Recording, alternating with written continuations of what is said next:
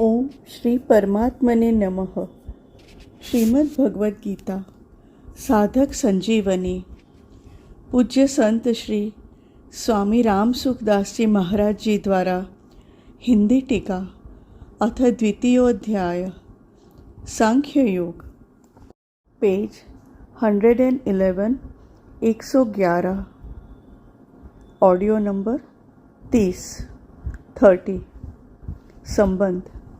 अर्जुन के मन में कुटुंबियों के मरने का शोक था और गुरुजनों को मारने का पाप का भय था। अर्थात यहाँ कुटुंबियों का वियोग हो जाएगा तो उनके अभाव में दुख पाना पड़ेगा, यह शोक था। और परलोक में पाप के कारण नरक आदि का दुख भोगना पड़ेगा, यह भय था।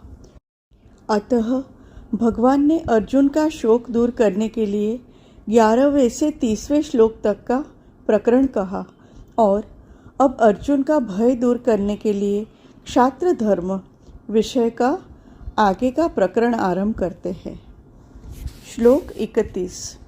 स्वधर्ममपि चावेक्ष्य न विकम्पितुमर्हसि धर्म्यात् युद्धात् श्रेयोन्यत् क्षत्रियस्य न विद्यते।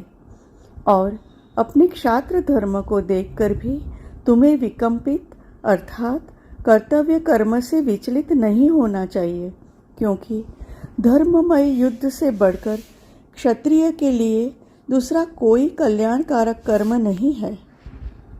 व्याख्या इनटू ब्रैकेट। पहले 2 श्लोकों में युद्ध से होने वाले लाभ का वर्णन करते हैं। Bracket complete. स्वधर्ममपि चावेक्ष्य न विकम्पितुमर्हसि। यह स्वयं परमात्मा का अंश है। जब यह शरीर के साथ तादात्म्य कर लेता है तब यह स्व को अर्थात अपने आप को जो कुछ मानता है उसका कर्तव्य स्वधर्म कहलाता है। जैसे कोई अपने आप को ब्राह्मण, क्षत्रिय, वैश्य अथवा शूद्र मानता है तो अपने अपने वर्णोचित कर्तव्यों का पालन करना उसका स्वधर्म है। कोई अपने को शिक्षक या नौकर मानता है तो शिक्षक या नौकर के कर्तव्यों का पालन करना उसका स्वधर्म है। कोई अपने को किसी का पिता या किसी का पुत्र मानता है तो पुत्र या पिता के प्रति किए जाने वाले कर्तव्यों का पालन करना उसका स्वधर्म है। यहाँ क्षत्रिय के कर्तव्य कर्म को धर्म नाम से कहा गया है। क्षत्रिय का खास कर्तव्य कर्म है युद्ध से विमुख न होना। अर्जुन क्षत्रिय है, अतः युद्ध करना उसका स्वधर्म है। इसलिए भगवान कहते हैं कि अगर स्वधर्म को लेकर देखा जाए तो भी क्षात्र धर्म के अनुसार तुम्हारे लिए युद्ध करना ही कर्तव्य है। अपने कर्तव्य से तुम्हें कभी विमुख नहीं होना चाहिए। धर्म्याद्धि युद्धात् श्रेयोन्यत् क्षत्रियस्य न विद्यते। धर्ममय युद्ध से बढ़कर क्षत्रिय के लिए दूसरा कोई कल्याणकारक कर्म नहीं है। अर्थात क्षत्रिय के लिए क्षत्रिय के कर्तव्य का अनुष्ठान करना ही खास काम है। 18वें अध्याय का 43वां श्लोक इनटू ब्रैकेट। ऐसे ही ब्राह्मण, वैश्य और शूद्र के लिए भी अपने अपने कर्तव्य का अनुष्ठान करने के सिवाय दूसरा कोई कल्याणकारी कर्म नहीं है। अर्जुन ने 7वें श्लोक में प्रार्थना की थी कि आप मेरे लिए निश्चित श्रेय की बात कहिए। उसके उत्तर में भगवान कहते हैं कि श्रेय अर्थात कल्याण तो अपने धर्म का पालन करने से ही होगा। किसी भी दृष्टि से अपने धर्म का त्याग कल्याणकारक नहीं है। अतः तुम्हें अपने युद्ध रूप धर्म से विमुख नहीं होना चाहिए। परिशिष्ट भाव। देह देही के विवेक का वर्णन करने के बाद अब भगवान यहाँ से 38वें श्लोक तक देही के स्वधर्म पालन अर्थात कर्तव्य पालन का वर्णन करते हैं। कारण कि देह देही के विवेक से जो तत्व मिलता है वही तत्व देह के सदुपयोग से स्वधर्म के पालन से भी मिल सकता है। विवेक में जानना मुख्य है और स्वधर्म पालन में करना मुख्य है। यद्यपि मनुष्य के लिए विवेक मुख्य है जो व्यवहार और परमात्मा में, लोक और परलोक में सब जगह काम आता है। परंतु जो मनुष्य देही के विवेक को न समझ सके, उसके लिए भगवान स्वधर्म पालन की बात कहते हैं, जिससे वह कोरा वाचक ज्ञानी न बनकर वास्तविक तत्व का अनुभव कर सके। तात्पर्य है कि जो मनुष्य परमात्म तत्व को जानना चाहता है, पर तीक्ष्ण बुद्धि और तेजी का वैराग्य न होने के कारण ज्ञान योग से नहीं जान सका, तो वह कर्म योग से परमात्म तत्व को जान सकता है, क्योंकि ज्ञान योग से जो अनुभव होता है वही कर्म योग से भी हो सकता है। 5वें अध्याय का 4-5वां श्लोक। अर्जुन क्षत्रिय थे, इसलिए भगवान ने इस प्रकरण में क्षात्र धर्म की बात कही है। वास्तव में यह क्षात्र धर्म चारों वर्णों का उपलक्षण है, इसलिए ब्राह्मण आदि अन्य वर्णों को भी यहाँ अपना अपना धर्म अर्थात कर्तव्य समझ लेना चाहिए। 18वें अध्याय का 42वां, 43वां और 44वां श्लोक। इंटू ब्रैकेट स्वधर्म को ही स्वभावज कर्म, सहज कर्म, स्वकर्म आदि नामों से कहा गया है। 18वें अध्याय के 41वें से 48वें श्लोक तक। स्वार्थ, अभिमान और फलेच्छा का त्याग करके दूसरे के हित के लिए कर्म करना स्वधर्म है। स्वधर्म का पालन ही कर्मयोग है। Bracket complete. श्लोक 32। यदृच्छया चोपपन्नम स्वर्गद्वारम पावृतम सुखिनः क्षत्रियाः पार्थ लभन्ते युद्धमीदृशम्। अपने आप प्राप्त हुआ युद्ध खुला हुआ स्वर्ग का दरवाजा भी है। हे पृथानंदन, वे क्षत्रिय बड़े सुखी अर्थात भाग्यशाली है जिनको ऐसा युद्ध प्राप्त होता है। व्याख्या। यदृच्छया चोपपन्नम स्वर्गद्वारम पावृतम। पांडवों से जुआ खेलने में दुर्योधन ने यह शर्त रखी थी कि अगर इसमें आप हार जाएंगे तो आपको 12 वर्ष का वनवास और 1 वर्ष का अज्ञातवास भोगना होगा। 13वें वर्ष के बाद आपको अपना राज्य मिल जाएगा, परंतु अज्ञातवास में अगर हम लोग आप लोगों को खोज लेंगे तो आप लोगों को दोबारा 12 वर्ष का वनवास भोगना पड़ेगा। जुए में हार जाने पर शर्त के अनुसार पांडवों ने 12 वर्ष का वनवास और 1 वर्ष का अज्ञातवास भोग लिया।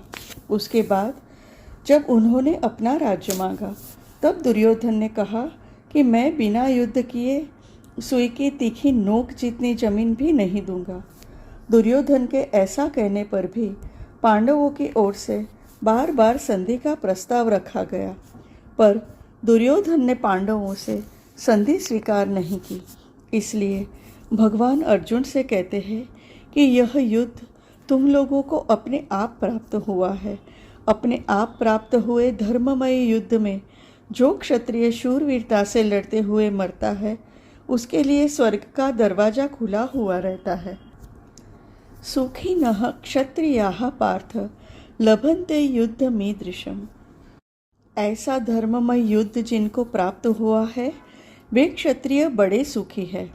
यहाँ सुखी कहने का तात्पर्य है कि अपने कर्तव्य का पालन करने में जो सुख है वह सुख सांसारिक भोगों को भोगने में नहीं है।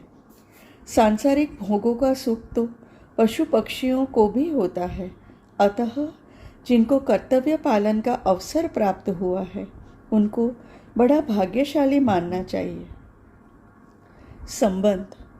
युद्ध न करने से क्या हानि होती है इसका आगे के 4 श्लोकों में वर्णन करते हैं। श्लोक 33। अथ चेत्त्वमिमं धर्म्यं संग्रामं न करिष्यसि ततः स्वधर्मं कीर्तिं च हित्वा पापम वाप्स्यसि। अब अगर तू यह धर्ममय युद्ध नहीं करेगा तो अपने धर्म और कीर्ति का त्याग करके पाप को प्राप्त होगा। व्याख्या। अथ चेत्त्वमिमं से पापम वाप्स्यसि। यहाँ अथ अव्यय पक्षांतर में आया है और चेत अव्यय संभावना के अर्थ में आया है। इनका तात्पर्य है कि यद्यपि तू युद्ध के बिना रह नहीं सकेगा, अपने क्षात्र स्वभाव के परवश हुआ तो युद्ध करेगा ही। 18वें अध्याय का 60वां श्लोक। तथापि अगर ऐसा मान ले कि तू युद्ध नहीं करेगा तो तेरे द्वारा क्षात्र धर्म का त्याग हो जाएगा। क्षात्र धर्म का त्याग होने से तुझे पाप लगेगा और तेरी कीर्ति का भी नाश होगा। आपसे आप प्राप्त हुए धर्मरूप कर्तव्य का त्याग करके तू क्या करेगा? अपने धर्म का त्याग करने से तुझे पर धर्म स्वीकार करना पड़ेगा, जिससे तुझे पाप लगेगा। युद्ध का त्याग करने से दूसरे लोग ऐसा मानेंगे कि अर्जुन जैसा शूरवीर भी मरने से भयभीत हो गया। इससे तेरी कीर्ति का नाश होगा। श्लोक 34। अकीर्तिम चापि भूतानि कथयिष्यन्ति ते व्ययाम संभावितस्य चाकीर्तिम मरणादतिरिच्यते। और सब प्राणी भी तेरी सदा रहने वाली अपकीर्ति का कथन अर्थात निंदा करेंगे। वह अपकीर्ति सम्मानित मनुष्यों के लिए मृत्यु से भी बढ़कर दुखदायी होती है। व्याख्या। अकीर्तिम चापि भूतानि कथयिष्यन्ति ते व्ययाम। मनुष्य, देवता, यक्ष, राक्षस आदि जिन प्राणियों का तेरे साथ कोई संबंध नहीं है, अर्थात जिनकी तेरे साथ न मित्रता है और न शत्रुता, ऐसे साधारण प्राणी भी तेरी अपकीर्ति, अपयश का कथन करेंगे कि देखो अर्जुन कैसा भीरू था जो कि अपने क्षात्र धर्म से विमुख हो गया। वह कितना शूरवीर था, पर युद्ध के मौके पर उसकी कायरता प्रकट हो गई, जिसका कि दूसरों को पता ही नहीं था, आदि आदि। ते कहने का भाव है कि स्वर्ग, मृत्यु और पाताल लोक में भी जिसकी धाक जमी हुई है, ऐसे तेरी अपकीर्ति होगी। अव्ययाम कहने का तात्पर्य है कि जो आदमी श्रेष्ठता को लेकर जितना अधिक प्रसिद्ध होता है, उसकी कीर्ति और अपकीर्ति भी उतनी ही अधिक स्थायी रहने वाली होती है। संभावितस्य चाकीर्तिम मरणादतिरिच्यते। इस श्लोक के पूर्वार्ध में भगवान ने साधारण प्राणियों द्वारा अर्जुन की निंदा किए जाने की बात बताई। अब श्लोक के उत्तरार्ध में सबके लिए लागू होने वाली सामान्य बात बताते हैं।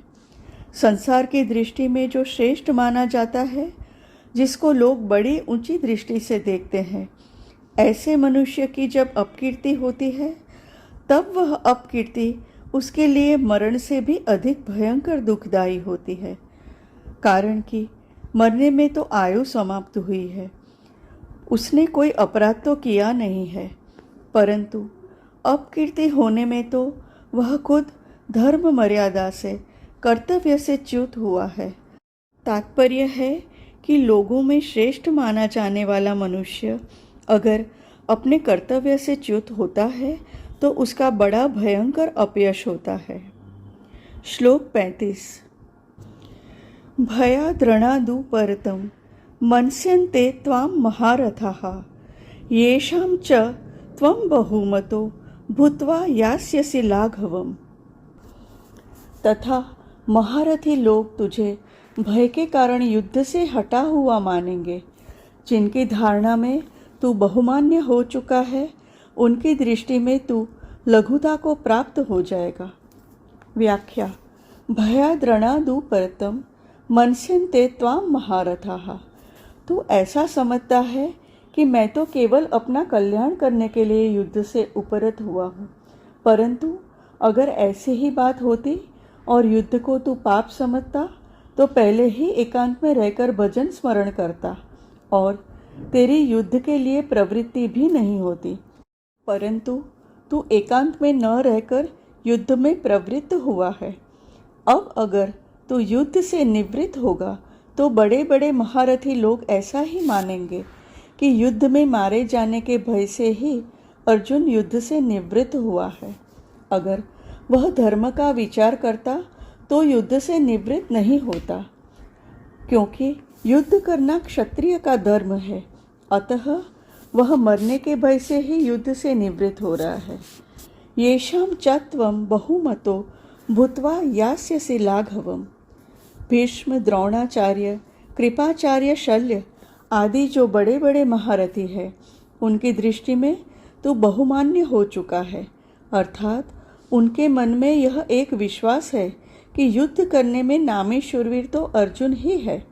वह युद्ध में अनेक दैत्यों, देवताओं, गंधर्वों आदि को हरा चुका है। अगर अब तू युद्ध से निवृत्त हो जाएगा तो उन महारथियों के सामने तू लघुता अर्थात तुच्छता को प्राप्त हो जाएगा, अर्थात उनकी दृष्टि में तू गिर जाएगा। हरि ओम।